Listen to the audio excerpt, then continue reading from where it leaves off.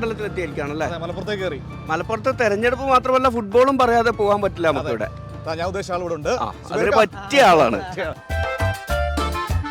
മലപ്പുറത്ത് പറയുമ്പോൾ ഫുട്ബോളിനെ കുറിച്ച് പറയാൻ പറ്റത്തില്ല. അതിന്റെ കൂടെ ഇലക്ഷൻ കാലം കൂടിയാണ്. അതെ അതെ. പരിചയപ്പെടുത്തൽ വേണ്ടല്ലോ അല്ലേ? എന്തിന്, അതിന്റെ ആവശ്യമില്ല. സുഖർക്ക് എന്താണ്, സുഖല്ലേ? ഇപ്പോൾ തെരഞ്ഞെടുപ്പിലെ സമയമാണ്. ഇപ്പോൾ ഈ തെരഞ്ഞെടുപ്പിൽ പ്രസക്തമായ ഒരു തെരഞ്ഞെടുപ്പാണ് നടക്കാൻ പോകുന്നത് രാജ്യത്ത്.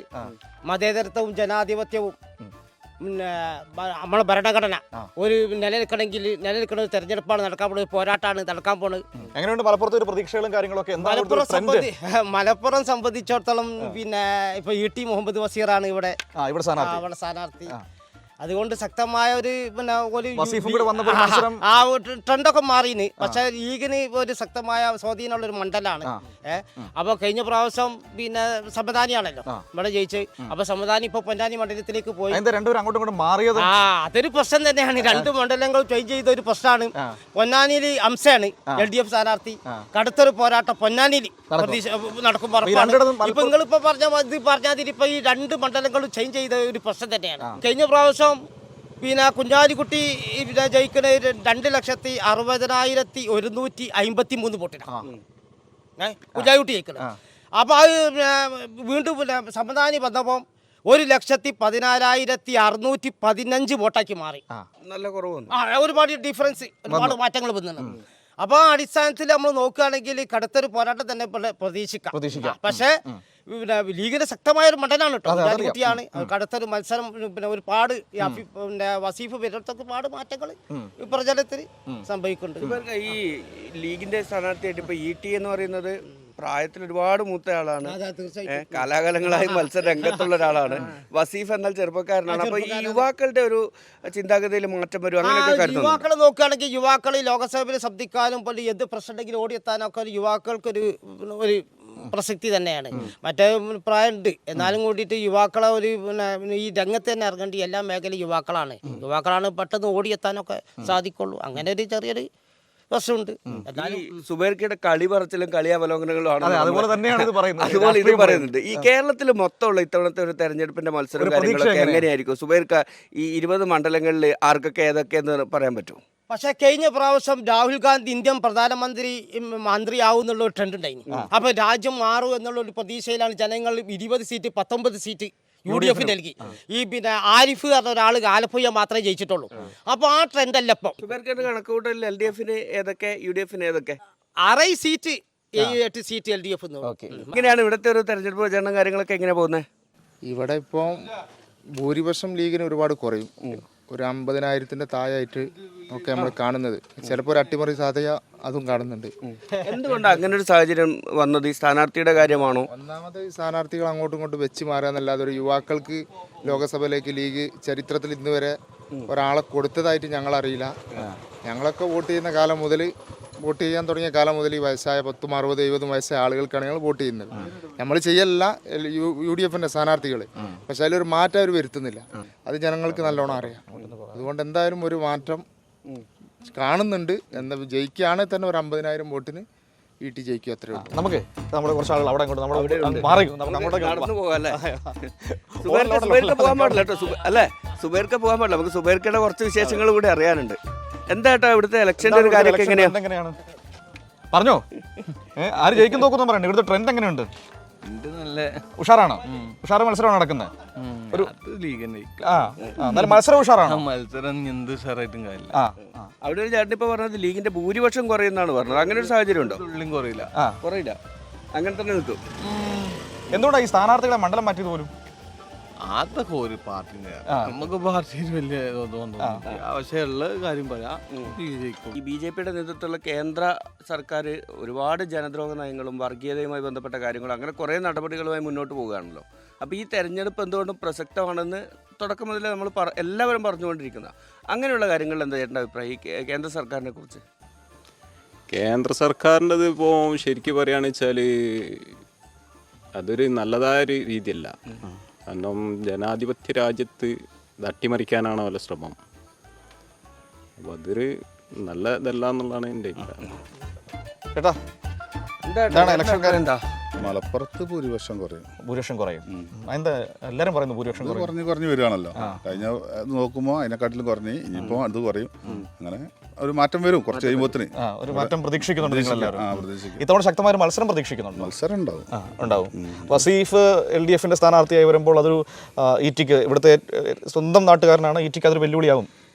ഈറ്റിക്ക് എന്തായാലും ഭൂരിപക്ഷം കഴിഞ്ഞ ഇലക്ഷൻ നോക്കുമ്പോൾ കുറഞ്ഞേ. അത് ഈ ഇലക്ഷനിൽ ഇനി ഇത് കുറയും. അങ്ങനെ എന്തായാലും കുറഞ്ഞു വരും. ഈ മണ്ഡലത്തിലെ വികസനവും കാര്യങ്ങളൊക്കെ എങ്ങനെ MP എന്ന നിലയിലുള്ള ഇടപെടലൊക്കെ എങ്ങനെയായിരുന്നു? ഇവിടെ വികസനമൊക്കെ വളരെ കുറവാണ് മൊത്തം നോക്കുമ്പോൾ.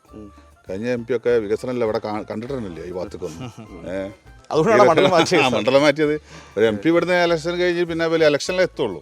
പിന്നെ ഈ ഭാഗത്ത് കാണൂല. അതുകൊണ്ട് തീർച്ചയായിട്ടും കഴിഞ്ഞ MP ഒന്നും ഈ ഭാഗത്തേക്ക് തന്നെ വന്നിട്ടില്ല. പൊതുവെ വസീഫൊക്കെ വന്നു പോയോ അവിടെ? വസീഫ് വീട്ടിൽ വന്നിരുന്നല്ലേ? എന്ത് പറഞ്ഞു? ഇങ്ങനെ കാര്യങ്ങളൊക്കെ പറഞ്ഞ് ഇപ്പോഴത്തെ ട്രെൻഡ് ഇപ്പം വരുന്നിടത്തൊക്കെ എല്ലാം സ്വീകരണമാണെന്നൊക്കെ പറഞ്ഞു. നല്ല മികച്ച ഇത് കിട്ടുന്നുണ്ടല്ലേ? പക്ഷേ ലീഗിന്റെ ഒരു കോട്ടയ അതെ ശക്തമായ കോട്ടയാണ്. പിന്നെ പക്ഷേ സമാധാനത്തിനും പിന്നെ ടോപ്പ് നിൽക്കുന്ന ആളാണ് ET മുഹമ്മദ് ബഷീർ. പിന്നെ അത് വേറെ പ്രശ്നം എന്താ അറിയുക, നാട്ടുകാരനാണ് ET ബഷീർ, വായക്കാട് നാട്ടുകാരനാണ്.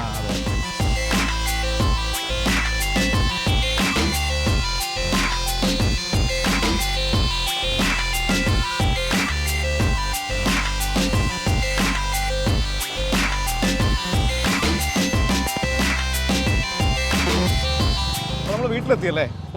വീട്ടിലെത്തി. എല്ലാവർക്കും പരിചിതമായ ഒരു വീടാണ്. ഫുട്ബോളും അർജന്റീന എല്ലാം ഉണ്ട്. അർജന്റീനയിലെ ഏതോ വീട്ടിലെത്തിയാലുണ്ട്.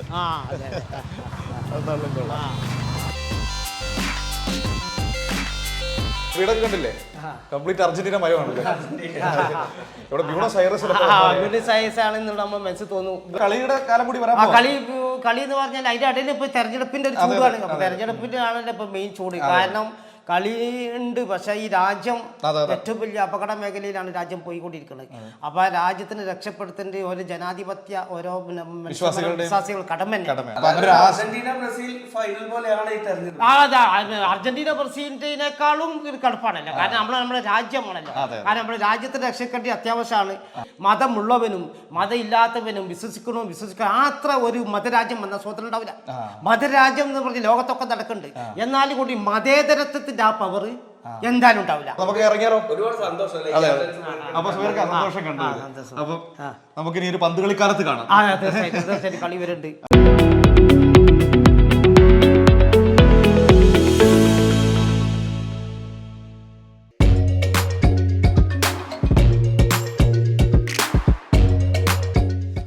തെരഞ്ഞെടുപ്പ് വിശേഷം തേടി ഇങ്ങനെ യാത്രയാണ്. അതിനിടയിൽ നമ്മൾ ആടുജീവിതവും കണ്ടല്ലേ? അതെ.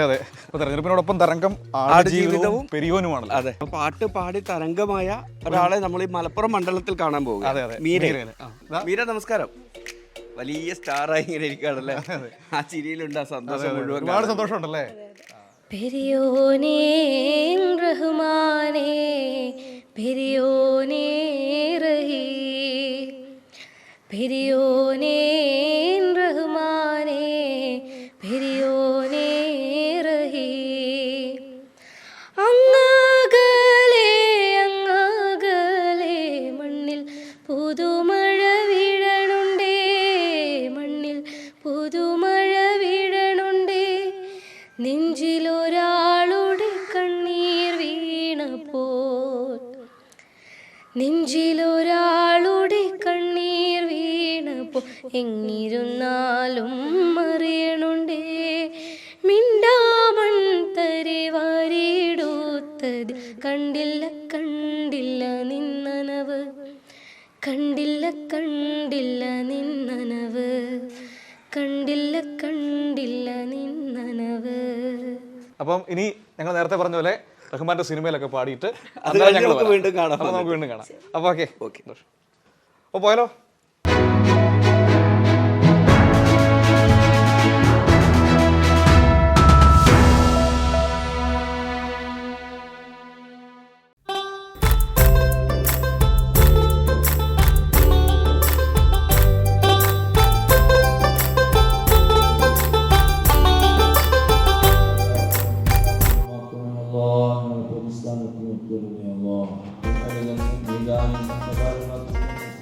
പതിവ്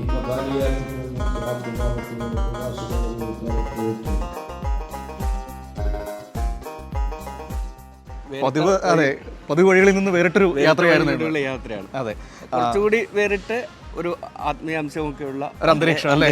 നമ്മൾ ഇത്തവണ ഇലക്ഷൻ വന്നിരിക്കുന്നത് വിശുദ്ധ മാസത്തിലാണ്, റംസാൻ മാസത്തിലാണ്. അപ്പോൾ സ്വാഭാവികമായിട്ടും മലപ്പുറത്തൂടെ കടന്നു പോകുമ്പോൾ ഒരു നോമ്പുതുറ കണ്ടു. അങ്ങനെ അതിൽ പങ്കെടുത്തുകൂടി പോകാമെന്ന് വിചാരിച്ചു. എവിടെയാണ് ഇപ്പോൾ ഉള്ളത് മലപ്പുറം സ്വലാത്ത് നഗറിലെ മഅദീൻ ഗ്രാൻഡ് മസ്ജിദിലാണ് ഉള്ളത്. ഇവിടുത്തെ പ്രധാനപ്പെട്ട ഒരു പള്ളിയാണ്.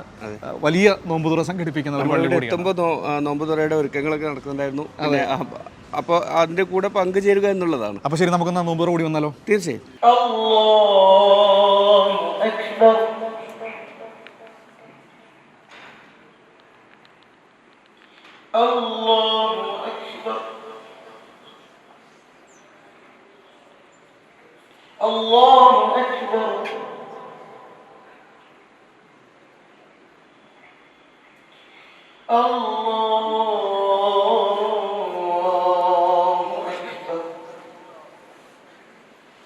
بسم الله الرحمن الرحيم الحمد لله رب العالمين.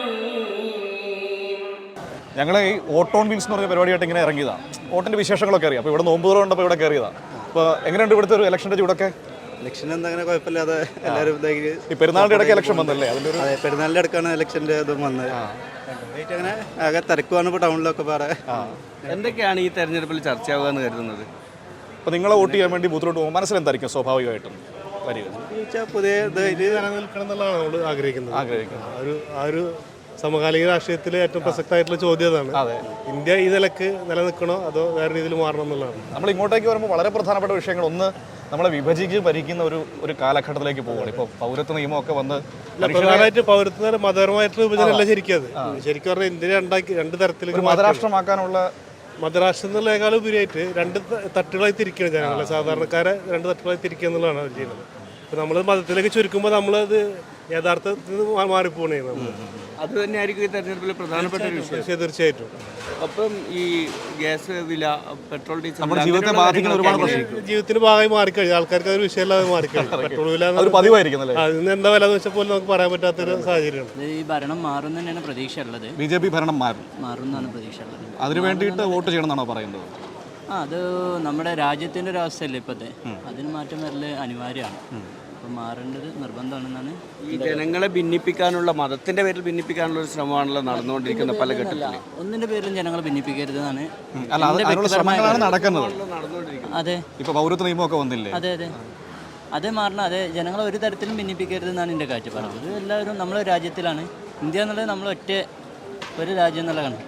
അപ്പോൾ നമ്മൾ ഒരുമിച്ച് ഒറ്റക്കെട്ടായിട്ടാണ് നിൽക്കേണ്ടത്.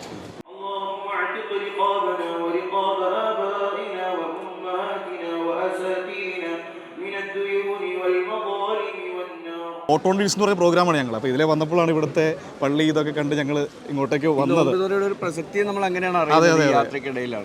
അപ്പോൾ ഇതിന്റെ സംഘാടകൻ എന്നുള്ള നിലയിൽ എന്തൊക്കെയാണ് ഇതിന്റെ ഒരുക്കങ്ങൾ, എന്തൊക്കെയാണ് ഇതിന്റെ വിശേഷങ്ങൾ? ഇവിടെ നോമ്പുതുറയുടെ വിശേഷം തന്നെ ആദ്യം പറയാം.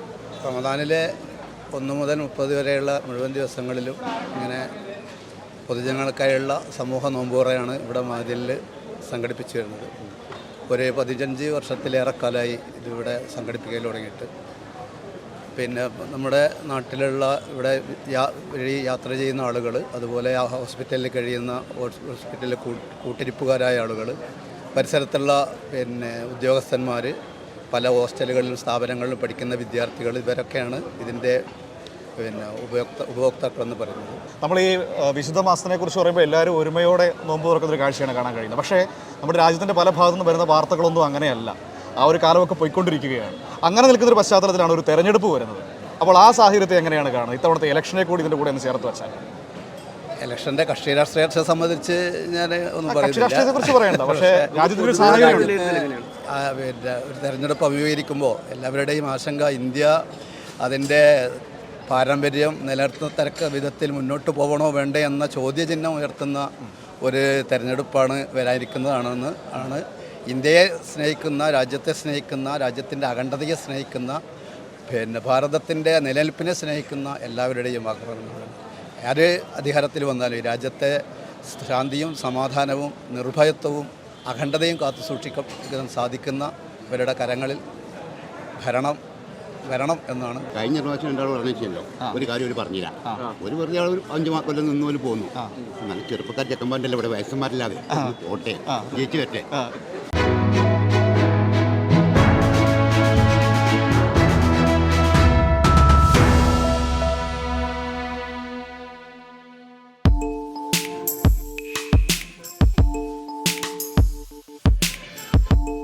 അപ്പോൾ ഈ യാത്രയെല്ലാം നടത്തിയെങ്കിലും ആദ്യമായിട്ടാണ് ഇങ്ങനെ ഒരു സ്ഥലത്ത് വന്നിരിക്കുന്നത് അല്ലേ?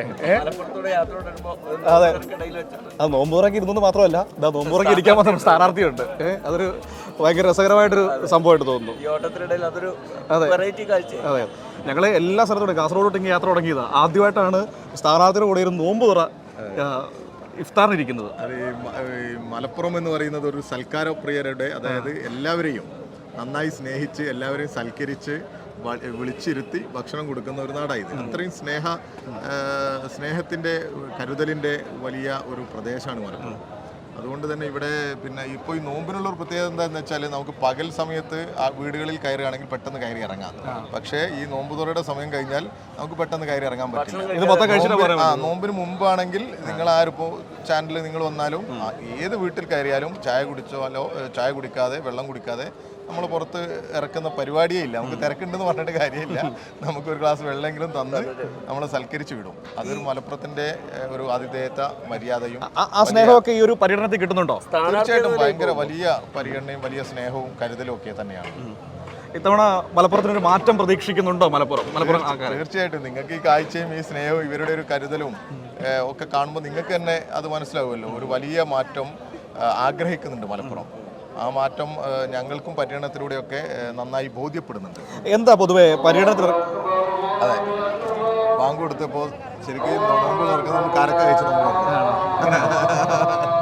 അതാണ് സുന്നത്ത്. ആയിക്കോട്ടെ, അത് കഴിഞ്ഞിട്ട്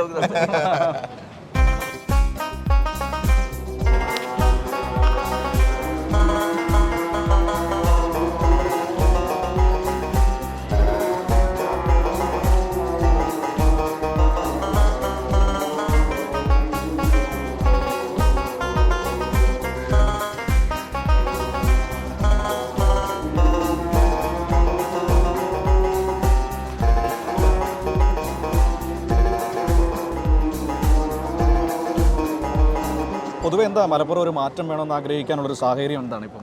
അല്ല, അത് ഒരു രാഷ്ട്രീയ സാഹചര്യം ഇടതുപക്ഷത്തിന് അനുകൂലമാണ്. ഇപ്പോൾ ദേശീയ രാഷ്ട്രീയം എന്ന് പറയുന്നത് ഏറ്റവും കാര്യക്ഷമമായി ഇടതുപക്ഷത്തെ മുന്നോട്ട് വെക്കുന്ന രാഷ്ട്രീയത്തോട് ചേർന്ന് നിൽക്കണമെന്ന് ആഗ്രഹിക്കുക. പാർലമെൻറ്റിനകത്ത് ഇടതുപക്ഷത്തിന് അംഗബലം കൂടുന്നത് നമ്മുടെ നാട്ടിലെ മതനിരപേക്ഷ വിശ്വാസികൾക്ക് ഒരു ധൈര്യം അല്ലെങ്കിൽ ഒരു കരുത്ത് ആണ് എന്നൊരു തോന്നൽ പൊതുവെ ഉണ്ട്.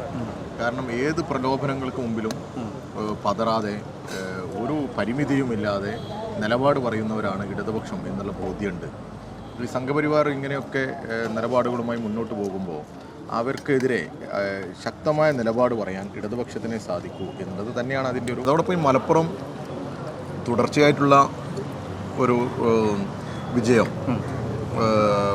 പ്രത്യേകിച്ച് മുസ്ലിം ലീഗിനൊക്കെ ഉള്ള വിജയം, അതിൽ നാട്ടിലെ ജനങ്ങൾക്കുണ്ടാകുന്ന ഒരുപാട് അസ്വസ്ഥതകൾ ഒക്കെ അവർ ഈ വോട്ടിൽ ഈ തെരഞ്ഞെടുപ്പിലൊക്കെ കാണിക്കും എന്ന് തന്നെയാണ് നമ്മൾ പ്രതീക്ഷിക്കുന്നത്.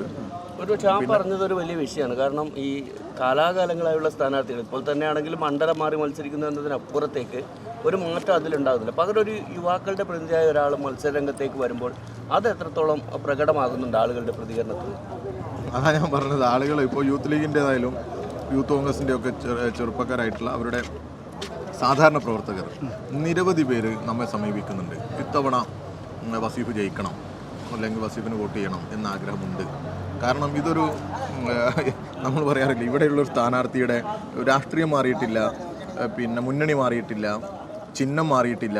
ഇവിടെ നിന്ന് ജയിച്ച ഒരു MP-യെ നേരെ അപ്പുറത്തേക്കും അപ്പുറത്ത് ജയിച്ച ഒരു MP-യെ ഇപ്പുറത്തേക്കും കൊണ്ടുവരും. ഞങ്ങളിന്ന് പോയപ്പോൾ ഒരാൾ പറഞ്ഞ വാചകം അതാ ഞാൻ പറഞ്ഞു. ഇത് നിങ്ങളോട് ഒരാൾ പറഞ്ഞില്ലേ, എന്നോട് ഇത് പറഞ്ഞു, അതുപോലെ തന്നെ പറഞ്ഞു കന്നിനെ മാറ്റി കെട്ടുന്നു, തൊഴുത്ത് മാറ്റി കെട്ടുന്നു. ഇതൊന്നും ഞാൻ പറയുന്നതല്ല.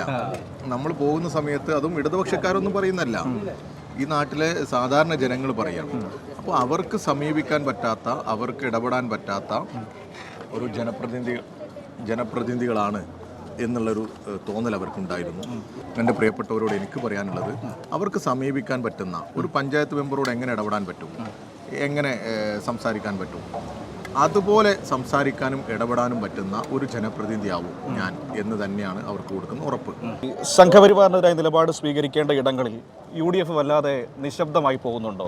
അതാണ് ഞാൻ പറഞ്ഞത്. അവർക്ക് ഡൽഹിയിലൊരു നിലപാടും ഇവിടെ കേരളത്തിൽ തന്നെ ഇങ്ങോട്ട് വടക്കോട്ടൊരു നിലപാടും തെക്കോട്ടൊരു നിലപാടും. ഇവരെ സംബന്ധിച്ചിടത്തോളം ഇവർക്ക് താൽക്കാലിക രാഷ്ട്രീയ ലാഭം മാത്രമേ ഉള്ളൂ. ഒരു ദീർഘവീക്ഷണത്തോടു കൂടി രാജ്യത്തിൻ്റെ താല്പര്യങ്ങൾ സംരക്ഷിക്കുക എന്നുള്ളത് ഇവരുടെ നേതൃത്വത്തിൻ്റെ ഒരു അജണ്ടയേ അല്ല. ഇപ്പോൾ വിലക്ക് വാങ്ങാൻ പറ്റുന്ന ഉൽപ്പന്നമായി കോൺഗ്രസിലെ പലരും മാറുന്നത് അതുകൊണ്ടൊക്കെയാണ്. ഒരു സ്ഥിരതയാർന്ന നിലപാടില്ല.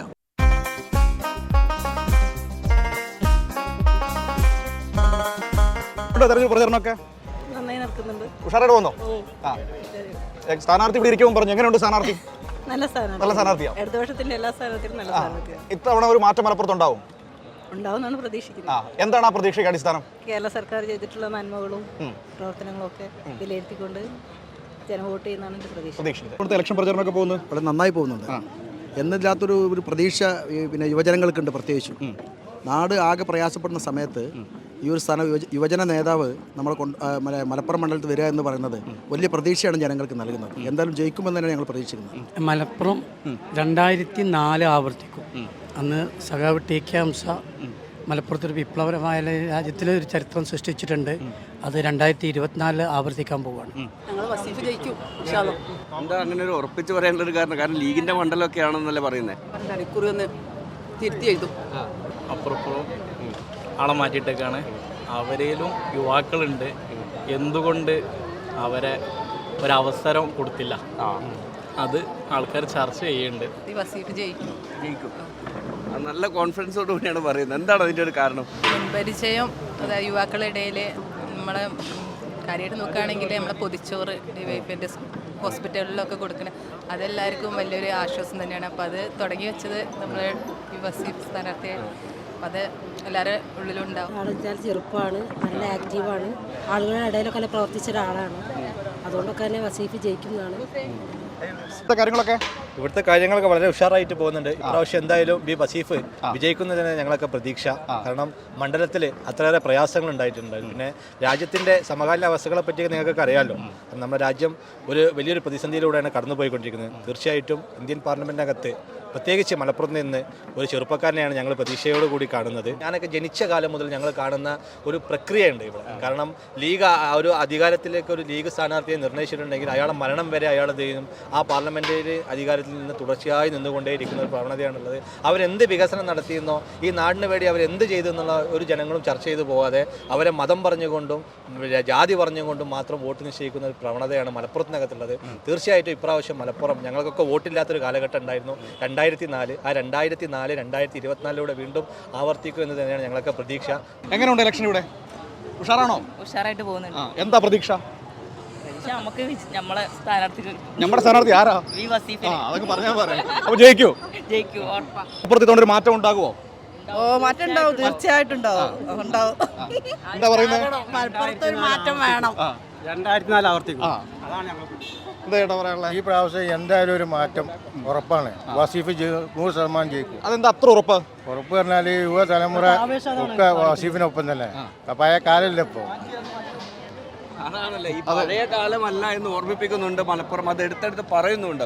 പക്ഷേ മലപ്പുറം പൊന്നാനി മണ്ഡലങ്ങളിൽ പോയപ്പോൾ നമ്മൾ ഏറ്റവും കൂടുതൽ കേട്ട വാക്ക് മാറ്റമാണ്. ആ മാറ്റം ഇത്തവണ ഉണ്ടാകുമോ ഈ രണ്ടിടത്തും? അത് നമുക്ക് കാത്തിരുന്ന് കാണേണ്ടതാണ്. പക്ഷെ ആ ആവേശം രണ്ട് മണ്ഡലങ്ങളിലുണ്ട്. അനുഭവിച്ചറിയാനും കഴിയും. വലിയ രീതിയിൽ നമ്മളത് കണ്ടു. ഏതായാലും ഈ നോമ്പുതുറയിൽ പങ്കെടുത്തതിന്റെ സന്തോഷം അതൊരു വേറിട്ട അനുഭവം തന്നെയായിരുന്നു. ഏതായാലും ആ ഒരു സന്തോഷം കൂടി പങ്കുവെച്ചുകൊണ്ട് നമുക്ക് ഇവിടെ അവസാനിപ്പിച്ചാലോ? മലപ്പുറത്ത് നിന്ന് നമ്മൾ അടുത്ത മണ്ഡലത്തിലേക്ക് പോവുകയാണ്. ഈ യാത്ര ഇവിടെ അവസാനിപ്പിക്കും.